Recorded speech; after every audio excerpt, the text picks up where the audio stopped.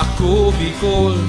Saro sa mga darakulang natabangan kan ako Bicol Party List ang tribo kan mga Uyanggu o tribo nin mga agta sa Iriga City. Kan nagrani sa inda ang chairman kan agta Bicol Organization na si Rick Perez para maghagad nin tabang daing duwa-duwa an ako Bicol na ini tawanin kasimbagan susog ki Rick Perez dakulang maray ang naging pagbabago sa tribal settlement kulita dati masakit ang transportasyon digdi. Pirang bulan lang ang nakaagi inutubtulos kan ako Bicol ang sa indang promesa na ini mapagibuhan nin tinampo tulay as in multi-purpose hall. Kung una so ako Bicol, jadi matinampo.